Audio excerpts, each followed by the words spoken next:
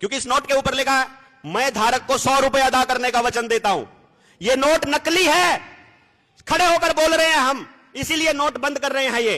और अगर इसका सबूत आपको जानना है, इस देश में जहां जहां लोग इस आवाज को सुन रहे हैं, एक काम कर दो बस, खाली अपने गांव के, अपने आसपास के, या जहां आपका खाता है उस बैंक में जाकर एक 100 रुपए का नोट जमा करके आरबीआई के गवर्नर के नाम उस बैंक मैनेजर के सिग्नेचर करके रिसीविंग ले लो और उस कागज पे लिख दो कि मैं गवर्नर के वादे के अनुसार इस 100 रुपए के नोट के बदले अपने 100 रुपए लेना चाहता हूं। लिखा है ना, मैं धारक को 10 चाय देने का वादा करता हूं, मैं धारक को 10 किलो आम देने का वादा करता हूं, मैं धारक को 100 रुपए अदा करने का वचन देता हूं। वचन दिया हुआ है ना, 100 रुपए मांगने का अधिकार तो हमको होगा ना।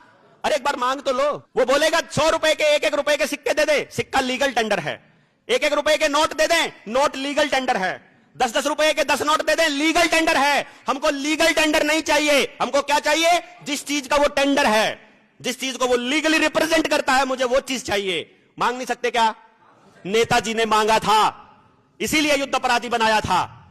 नेताजी ने अपने रुपए को सोने के बराबर खड़ा किया था, इसीलिए पूरे देश में सोना मांगते हुए गए थे। आजाद हिंद नेशनल बैंक की स्थापना की तो उन्होंने कहा था, ये कागज के नोट तुम्हारे को बर्बाद कर देंगे। जिस जिस घर में नोटों के लिए अपने बच्चों को बाहर भेजा है, वो बच्चा वापस नहीं आया है। ध्यान दीजिए, जिस भी आदमी ने इन नोटों के लिए काम करना चालू किया है, सबका स्वास्थ्य खराब हो चुका है, सबके घरों में डिप्रेशन और तलाक घुस चुका है, सबके घर बर्बाद हो चुके हैं, सबके, जिसने भी इस रुपए के कागज के बदले काम करना चालू किया। क्योंकि इसके पीछे कोई वैल्यू नहीं है। जब आप सारी कमाई जीरो चीज के लिए खर्च करते रहेंगे, कुएं में डालते रहोगे, तो बर्बाद तो हो गई होगे। और पूरा गांव मिलकर के ये काम कर रहा है।